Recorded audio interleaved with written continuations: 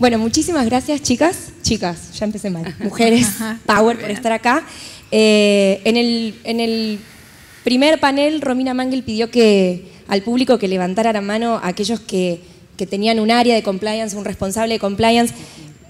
Fue menos del 10% de la gente que estaba sentada. Me gustaría volver a hacerlo por una cuestión de que quizás hubo algunos tímidos o porque el público se renueva. Así que podríamos ver un poco quiénes hoy están trabajando activamente en compliance en sus organizaciones. Bueno, un poco mejor. Un poquito más. Quizás 20%, ¿cuánto dicen? 20% quizás. Por ahí. Bueno, acá tenemos a 3 mujeres con muchísima experiencia en el tema, que lo van a decir ellas, pero que trabajan día a día en esto. Entonces, quizás para empezar, más allá del CV que acabo de presentar, me gustaría que brevemente me cuenten qué es lo que están haciendo hoy en sus cargos y dónde creen que está el mayor desafío de lo que hoy están enfrentando en materia de compliance. Bueno, Vamos a hacer. arranco. Sí, por supuesto.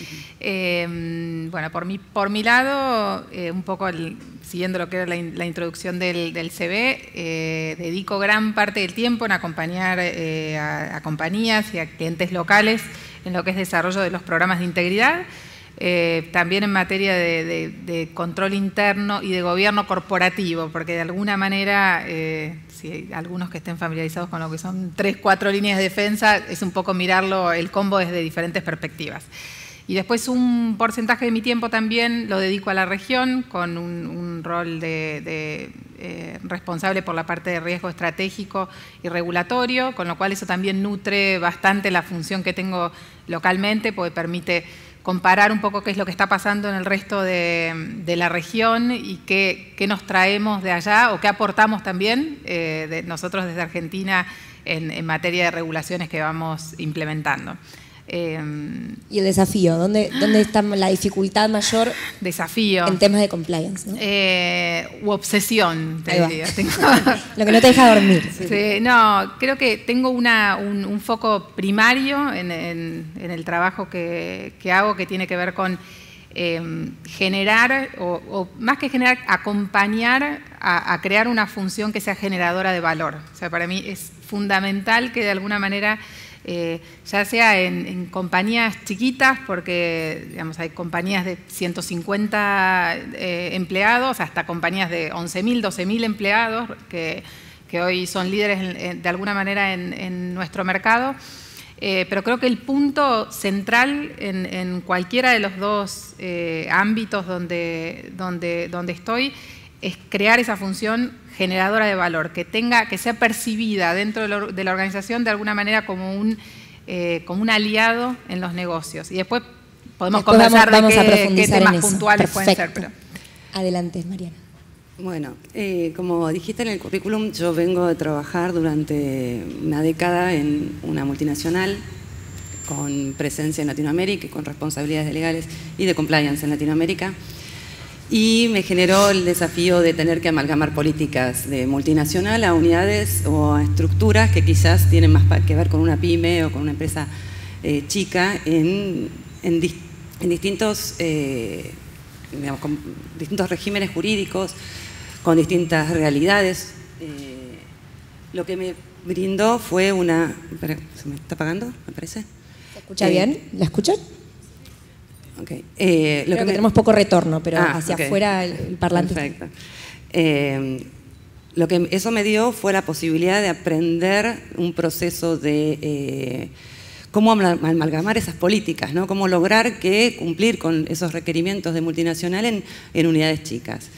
Hace un año que estoy en Córdoba Francos liderando el departamento de compliance y aplicando esa experiencia en nuestros clientes, que como bien decía Mercedes acá,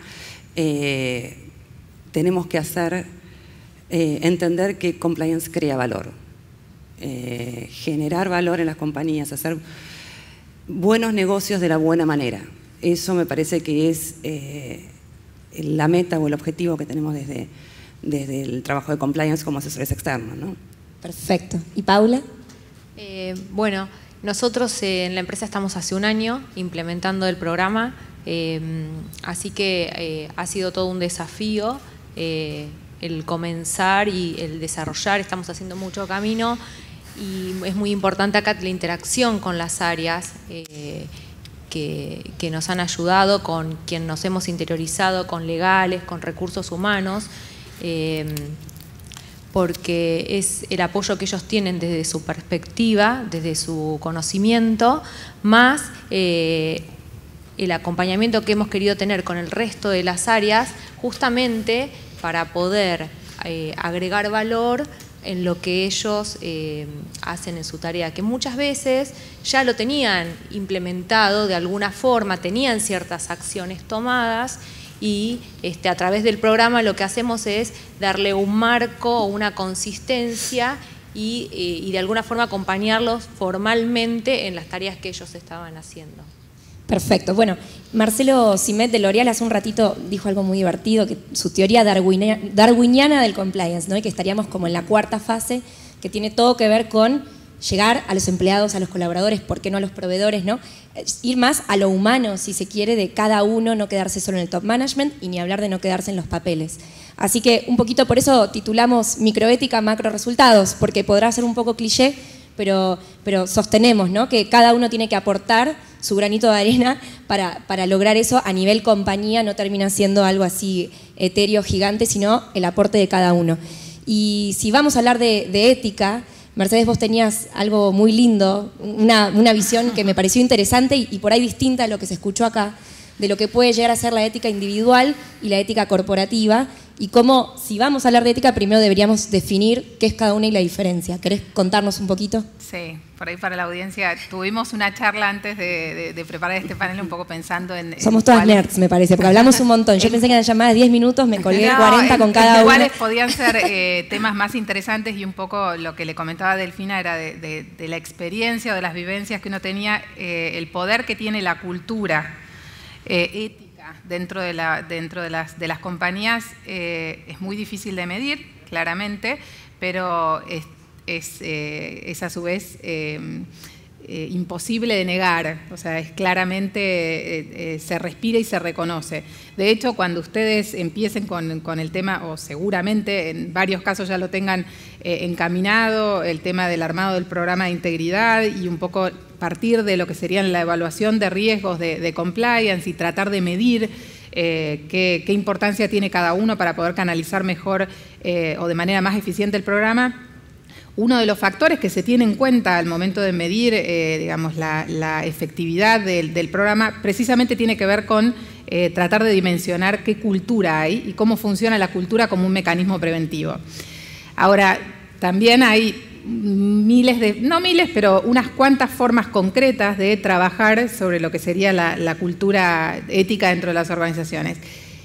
Y para mí es vital reconocer en primera instancia que por un lado pueden estar los valores individuales que cada uno de nosotros trae, que vienen, digamos, de la mano de la formación que uno tuvo, de cierta personalidad y de N otros factores, que si hay psicólogos en la sala o sociólogos nos pueden dar una mano con eso. Pero por el otro lado está la cultura que de alguna manera quiere comunicar y quiere fomentar y quiere, digamos, fortalecer la compañía en sí.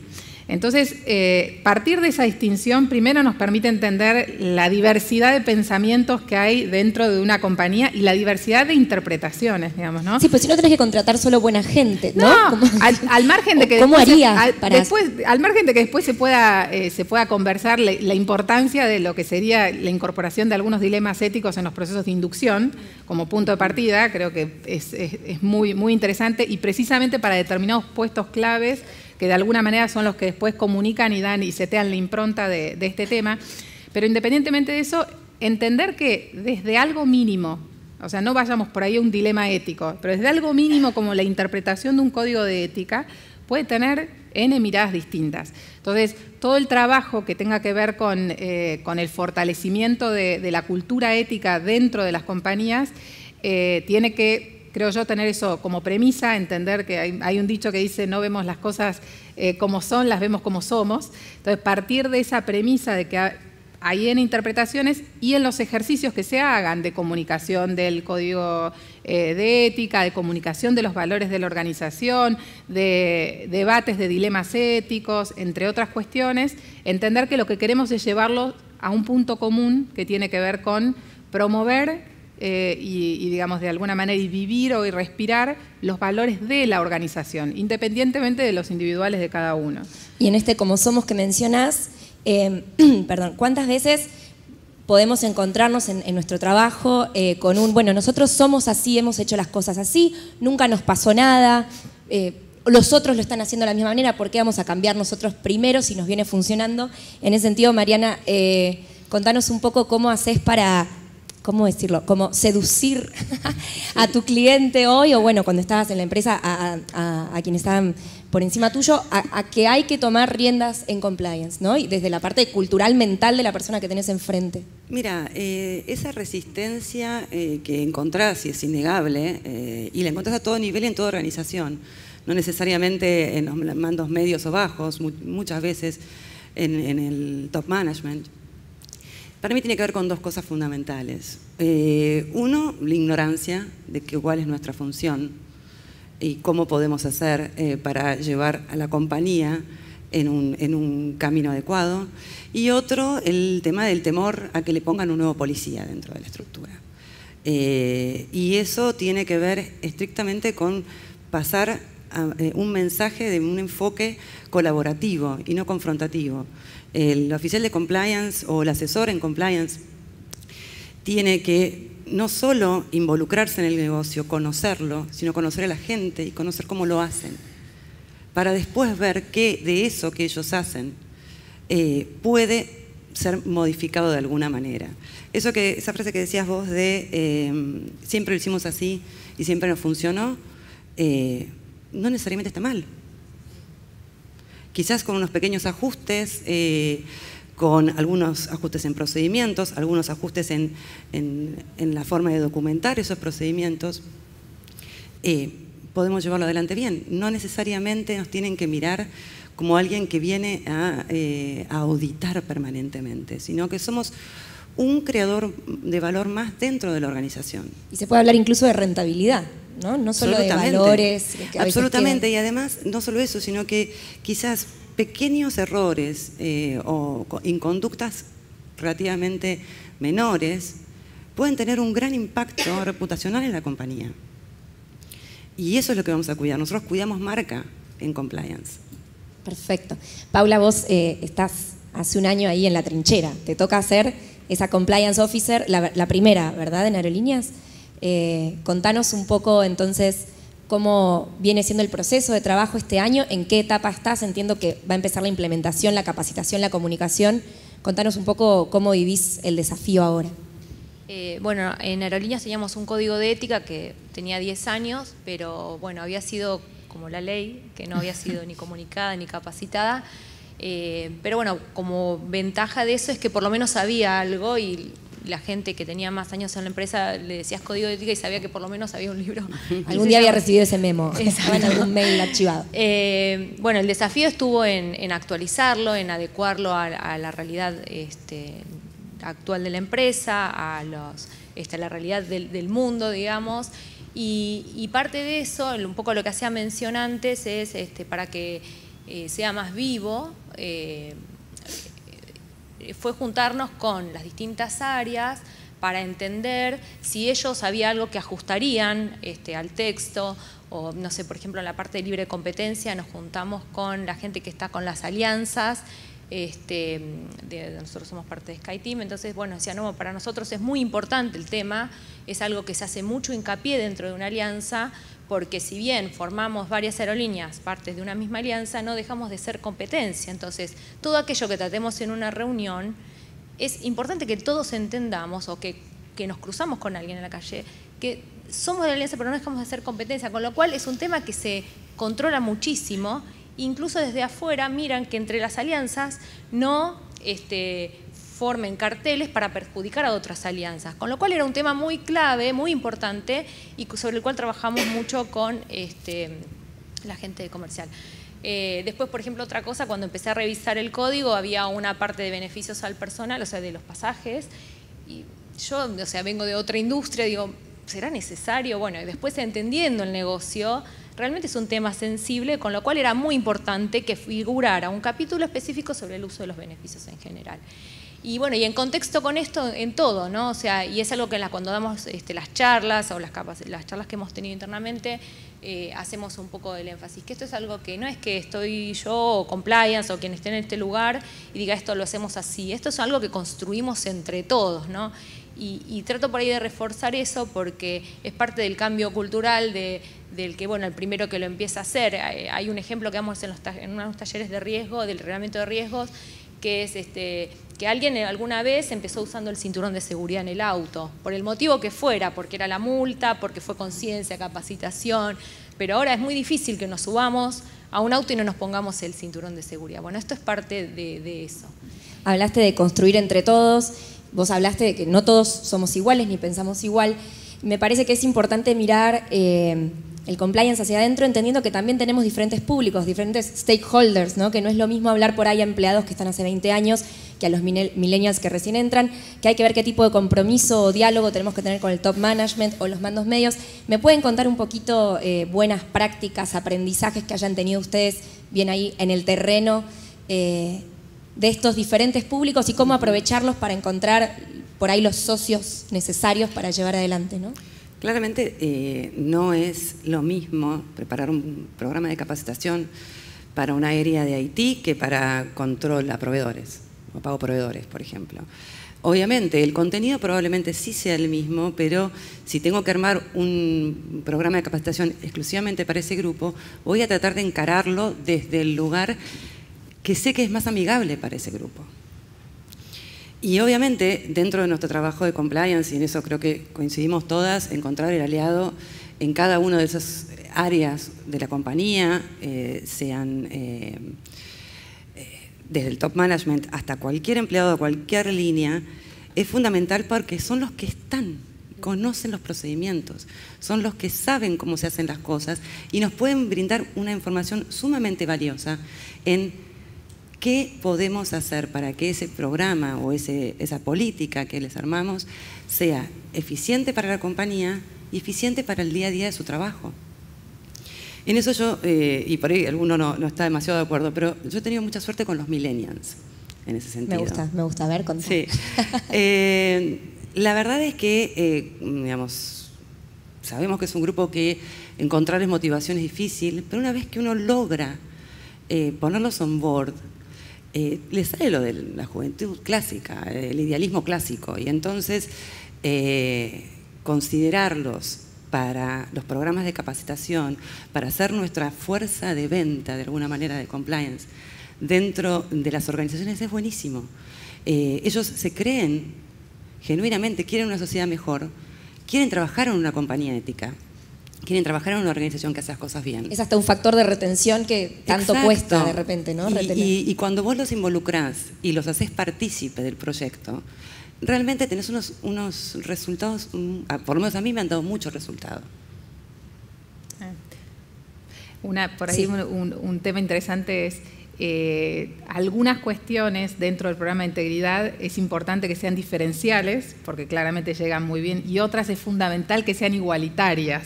No sé, todo el tema de capacitación, el tema de comunicación, coincido plenamente que tiene que ser sectorizado, enfocado, interpretado en función de la audiencia, y otras cuestiones como, digamos, procedimientos para evaluación de temas de denuncias o sanciones deberían ser lo más igualitarias posibles en el trato, porque son las que generan mayor impacto y construcción de la cultura. Entonces, por ahí quizás un pequeño detalle para rescatar dentro de lo que son diferencias y trato igualitario en otras cuestiones, ¿no?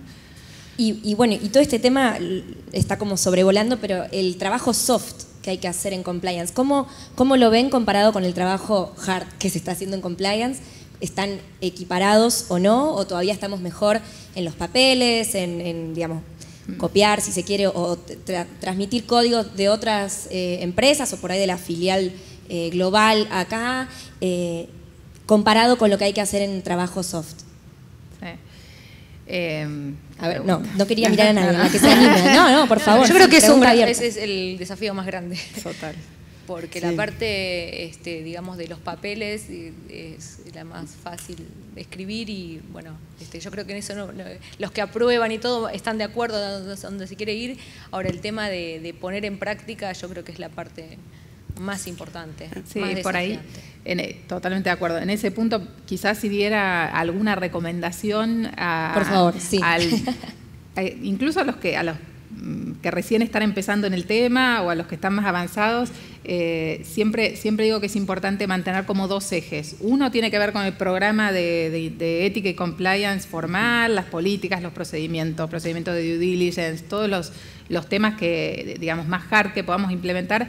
Pero por otro lado, también tener un pensamiento y un mini programita, por lo menos de 5 o 6 indicadores que por ahí tienen que ver precisamente con temas de incorporación de personal, temas de determinación de sanciones, temas de, digamos, apertura de diversos canales para que de alguna manera se fomente que los diferentes colaboradores o la compañía en general tenga canales para hablar y que eso sea promovido, que haya incentivos. Son un par de indicadores que de alguna manera sean ejes para monitorear más la parte de cultura.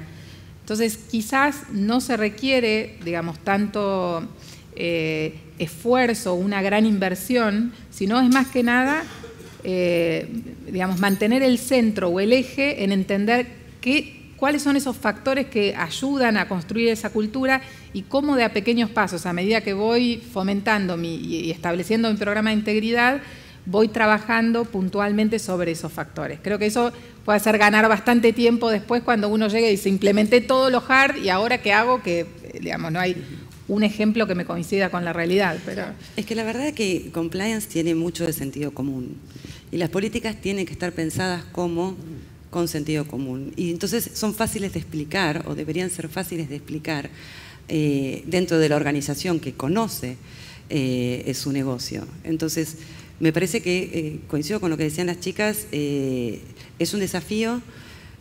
Nuestro trabajo desde el lugar tanto interno como de asesores externos es acompañar ese cambio cultural, entenderlo fundamentalmente para poder lograr ese... claro, esto obviamente tiene que ser así hecho porque está bien que sea así. Todo el mundo sabe un poco cómo está bien o cómo no está bien las cosas. Para ir cerrando, lamentablemente... hablamos de cambio cultural, dijiste pequeños pasos, lleva un montón de tiempo, ¿no? Y acá será por el año intenso que tuvimos, pero estamos como un poco hartos, queremos que cambie todo ya. ¿Qué consejo pueden dar ustedes al público que está hoy? ¿Cómo trabajar la paciencia? Perseverancia. El largo plazo, claro.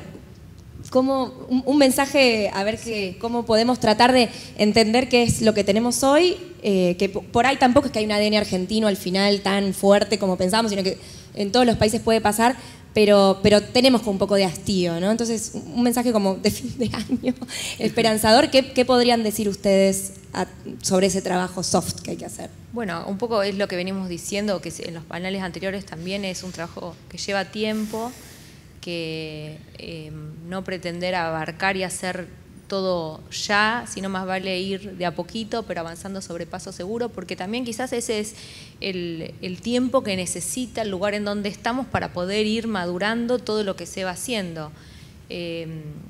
Eso sería, que no desesperar así, sino pero saber no que tener paciencia y saber que más, o sea, no sé, pienso yo que más vale ir avanzando de a poco, pero sobre lo seguro y también si antes no había nada y vamos a poner algo que, o sea, tampoco ser tan rígido, o sea, ir empezar, priorizar, ¿no? Exacto. A por dónde vamos a ir yendo. Decir, y lo otro se va a ir dando. Coincido en el tema de priorizar y en el camino desde el minuto cero, por ahí para mí la recomendación primaria es liderar con el ejemplo. O sea, es preferible ser más cuidadoso con los pasos que doy, pero que sean pasos más certeros y de alguna manera que haga un trabajo más fuerte en evangelización de lo que quiero lograr y todo. Seguramente nosotros estamos hablando todos acá y de lo que más se acuerde la audiencia es del caso más emblemático desde hace un par de años a esta parte en la industria automotriz en la última semana. Entonces digo, un ejemplo, una acción es la que realmente moviliza, motiva, digamos, y mueve a toda una comunidad a tener una actitud similar. Entonces, creo que también la sugerencia va por ese lado. Sí, y como le decía, perseverancia. Saber que los cambios no se logran en una semana y que muchas veces vamos a tener que ir y volver a capacitar sobre lo mismo y volver a requerirles las mismas cosas y saber que es la única manera de generar un cambio de hábito, en definitiva. Un cambio cultural es un cambio en los hábitos de funcionamiento. Bueno, muchísimas gracias. Gracias.